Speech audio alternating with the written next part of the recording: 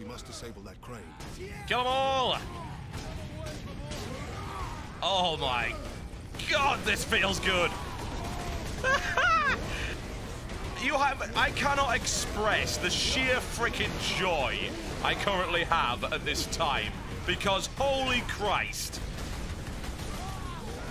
This feels exactly how I would want a 40k game to be. Hi, I'm Sam, and welcome to Late to the Party, a new look at old media using some pretty old tech. There are very few creators here on YouTube that have impacted me the way Total Biscuit did. His WTF series covered hundreds of video games throughout the years, using his more first impression style of critique rather than the traditional review. His wit, brutal honesty, and overall personality really impacted the way I feel about video games into my adult life.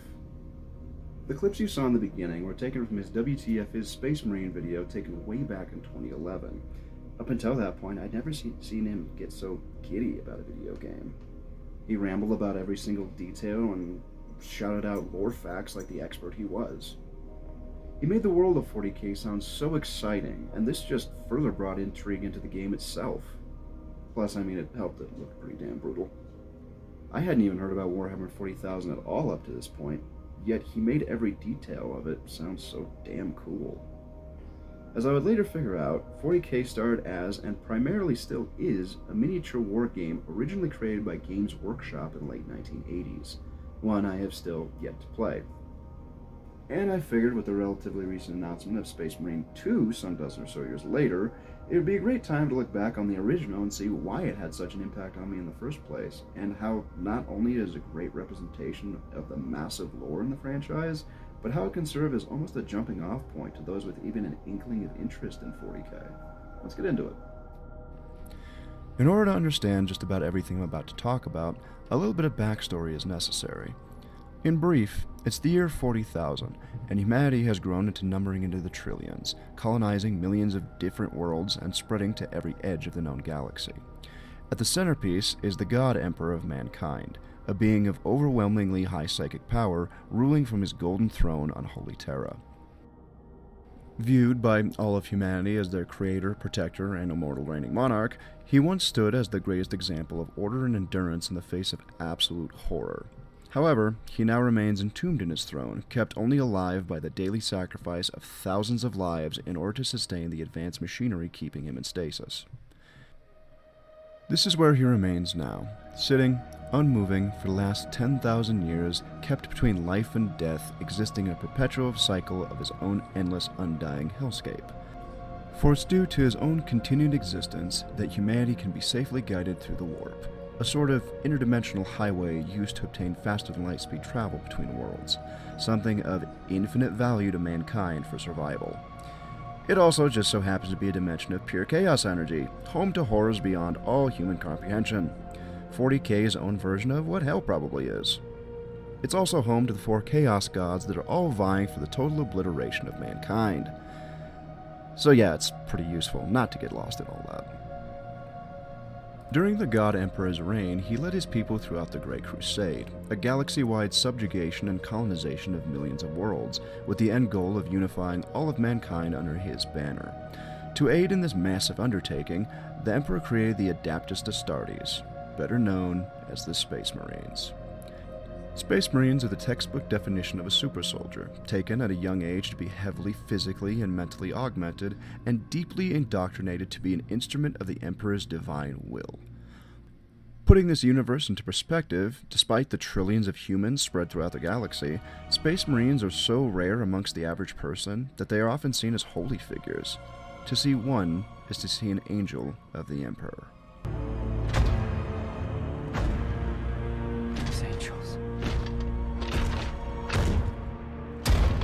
Using weapons and equipment specifically designed for their massive frames, they cut down any who would dare stand in their way.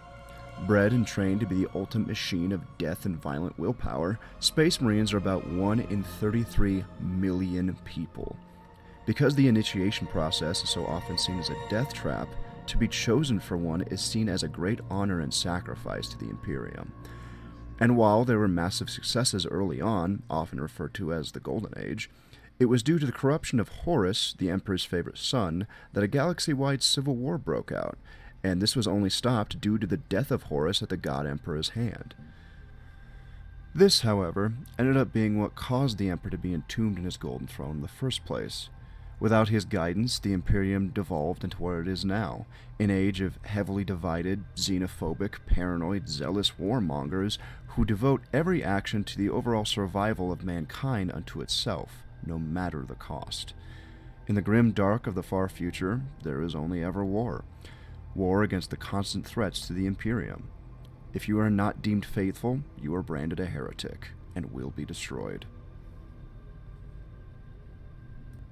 This brings us to the game in question, Warhammer 40,000 Space Marine. A frankly underrated, arcadey, third-person shooter styled much in the way of Gears of War, minus that game's snappy cover system, but in its place, a simple yet ultimately satisfying melee combat system.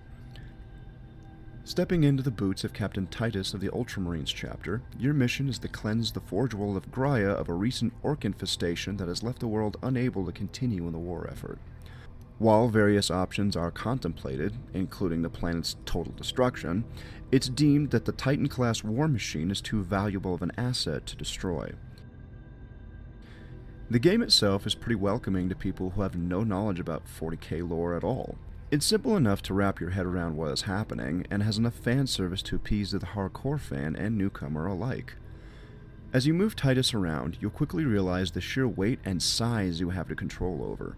With every thundering step, every exploding shell of your bolter, and every orc gourd, you will feel nothing but the absolute power fantasy it was meant to be.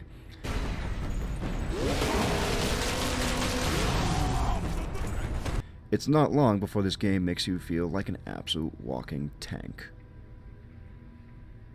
However, this does not make you invincible, and you really do have to sometimes think about your approach.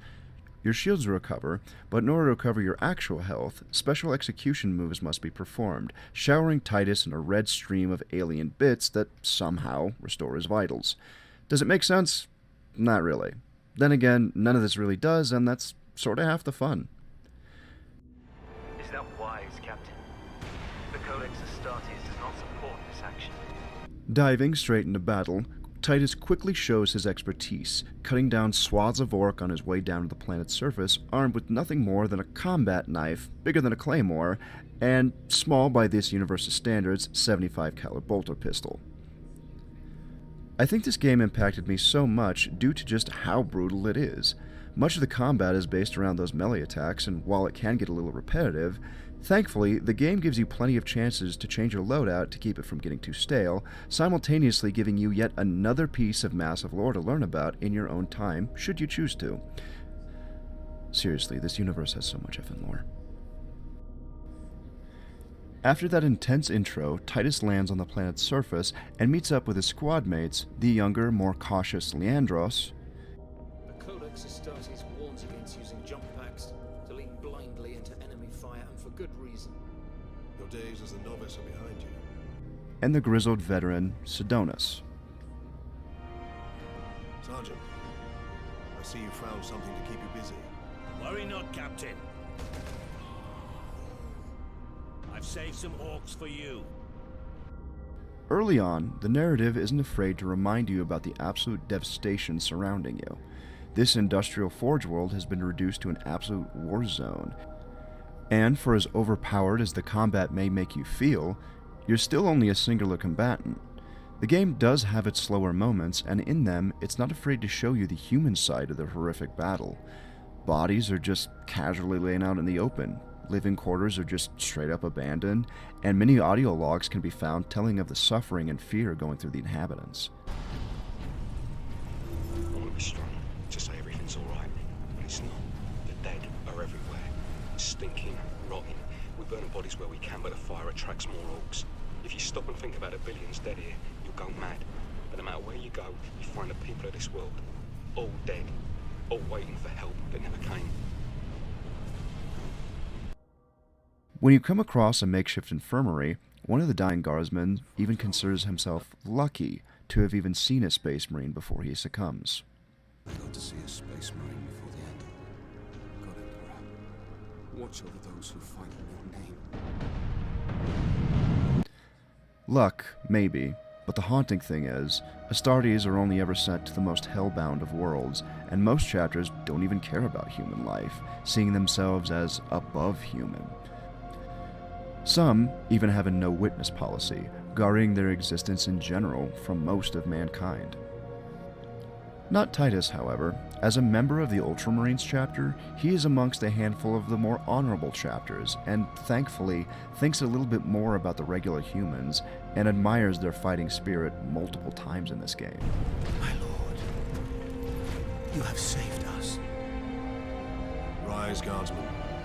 You saved yourselves. We thought you did. As satisfying as it is to gun down endless hordes of orcs, it's in the dialogue that the grim truth is alluded to you. You're not here to rescue or liberate anyone. The Ultramarines were simply set to prevent the Titan from falling into enemy hands. That's it. The human population has been reduced from billions to only a few hundred in a matter of weeks. The lives of those who remain are deemed an acceptable loss in the eyes of the Imperium, and the only reason the planet wasn't turned into space dust were the weapons being developed there. I'm coming aboard. Yes, Captain. As powerful as the game makes the player feel, this is the ultimate undertone of it. Billions of human lives aren't equivalent to superweapons, especially when that superweapon can crush entire planets by itself. You're eventually introduced to Inquisitor Drogon, a member of a very shady organization behind the scenes whose entire existence is to find ways of destroying the enemies of the Imperium. Though heavily wounded, he guides Titus through the battle zones in an attempt to keep the orcs from acquiring a power source that he says powers the Psychic Scourge, a weapon that can target various Xenos nervous systems and can brutally dispatch them in a cloud of explosive gore. It is a noble and worthy Stench of aliens permeates this facility, but it is tolerable because it represents progress. I acquired specimens for experimentation. Orc, Tau, Eldar. Even a Tyranid Lictor, which nearly caused a revolt among my tech priest allies. I designed the weapon to use the warp energies to target the weak points in the Xenos brain and rupture them. That is the tidy theory. When I put it into practice, however, the specimen's head explodes. Distasteful, but effective. The weapon works. A weapon that, at this point in time, could hold absolute invaluable use to the Imperium if properly developed. Titus and his squad make it their mission to secure the device, as it's powered by the dark chaos energy of the warp itself, that if accidentally unleashed, could crack the planet in half. With a horde of orcs between you and the weapon, you inevitably get to explore the bleakness of the world around you. This is a factory world, home to billions of workers expected to aid in the war effort. You walk through their quarters, collect audio logs from them, and get to witness their last stand. If you pay attention, even the intercom will announce that certain workers are still expected to work regardless of the orcs' onslaught. The increase in worker absences has been noted. Delinquent workers will be disciplined. Families are separated, hope is dwindling, and the awe-inspiring fighting force of the average person is the only reason they have lasted so long. Been diverted to a forge world under Orc attack. The defenders are all dead. The Orcs are killing everyone on the planet. We're the only Imperial Guard in the sector. Fleet's on the way, but are a couple of weeks out. Looking for a hard fight. Another grim, if not clever, nod to the theme once again. However, even with his grit and determination to continue, it's revealed that an even more sinister plot is brewing. As it turns out, Drogon's heavily clawed chest wound was, indeed, fatal. He's just been an undead puppet since you first met him, secretly a conduit for one of humanity's greatest fears, the manifested forces of chaos. I see. My servant did all that I hoped and more. But he would never have succeeded without you. Captain Titus. The weapon's real purpose now twisted into not destroying the enemies of man, but summoning some of the worst of them instead. The vile legions of demons and traitors, led by their Prince Nemeroth, start to quickly infest Graia.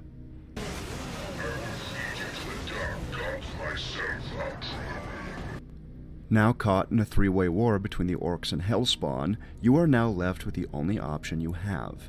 Reinforcements aren't here yet, and the portal is widening. You must use the power source to supercharge the Titan war machine and obliterate the portal's power source before this world is completely overrun. Little easier said than done. Did that fiend speak truth? Did we cause a chaos invasion? Of course we did.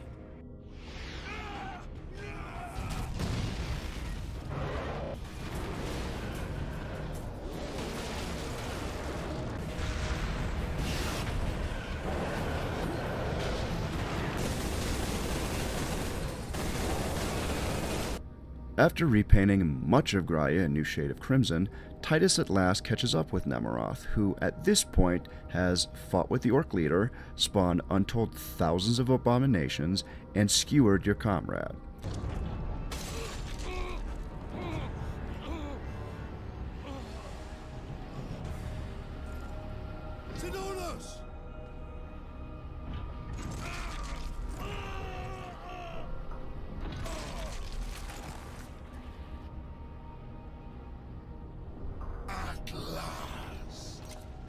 He has been consistently taunting Titus about his failures, and now it's time for some vengeance. As a slave to chaos, nothing you say could tempt me from the path of honor, or from avenging the deaths of my battle brothers.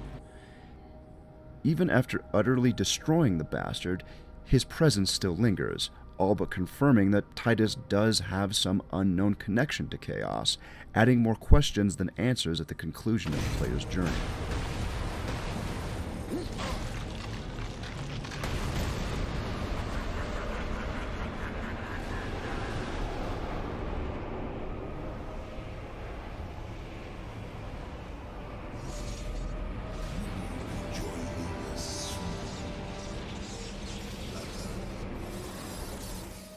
Even after all the conflict, despite single-handedly murdering Orc war boss Grimskull and putting a stop to this world's invasion, and witnessing the death of his comrade, it's Titus's own battle brother Leandros that tells of his surprising resistance to chaos energy to the Inquisition superiors and their Black Templar Space Marines. Remember what I said about zealotry in this world? I am no heretic. You lie! Only an agent of chaos can withstand such warp exposure. I sent the demon to oblivion. But did you have unholy assistance? We must know. The youngest of your squad makes his opinion clear from the first time Titus is exposed, but his concerns are disregarded due to the fact that they were sort of under the threat of death at any second right then. Codex Astartes warns that those in league with chaos can withstand the warp's touch. You forget yourself, Ultramarine. Leandros, I do not take this warp resistance lightly, but the search for answers must wait until after we deal with this chaos invasion. What if that is too late? Leandros, enough. We need to keep moving. It's only after his separation from Titus towards the end of the campaign that he secretly tells of his concern to the higher orders. Regardless of all Titus has done on Graia, he has surrendered to the Imperium due to the Codex Astartes, basically the Space Marines' fusion of the art of war and the Bible, brandishing resistance to chaos energy, a symptom of chaos influence itself. Titus is deemed a suspected heretic and is given the choice of either brutal interrogation or total annihilation of himself and his chapter, completely disgracing his brothers. Leave my brothers and the lieutenant alone. I will come with you. I do not know why I can resist the touch of chaos, but I swear I will discover the truth. We will discover many truths, Space Marine. Codex Astartes leaves no room for doubt. You cannot touch the warp and emerge unscathed. The Codex Astartes is a set of rules. They guide us, shape us as Ultramarines, teach us to hold duty and honor sacred above all. But how we live with those rules is the true test of a Space Marine. And you have failed. Titus leaves the planet not as a hero, but is a shamed warrior. And this is just another example of the overall theme of 40k. There really aren't any good guys. True that there are morally better people who exist, and honestly the real heroes here are probably just the average guardsman. But overall, every faction has done irreconcilable acts of violence and hatred for one reason or another. Why is it that something so grim and depressing is so fascinating? Honestly, in my opinion, it's sort of like heavy metal music. It's a power fantasy that's not afraid to make fun of itself. For every deadly superweapon, there's another bigger, deadlier superweapon. It's consistently one-upping itself in its scale of absolute ridiculousness, while also somehow having very grounded moments of heroism and horror at the same time. It really all depends who is writing the story. Target the orbital spire. Target acquired. Firing now.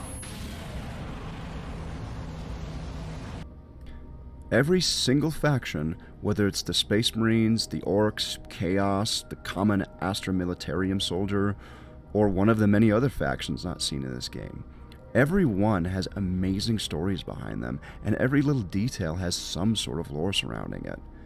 To me, the best thing to take away from Warhammer 40,000 lore is to simply fight on.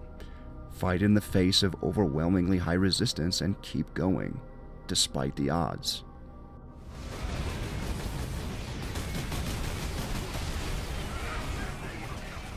Destroy these chaos forces. I must reach the orbital spire. Yes, sir. Space Marine itself is, when you break it down, a satisfying game that makes the player feel powerful and has an easy-to-digest story to back it up that can easily be a stepping stone for newcomers into this universe.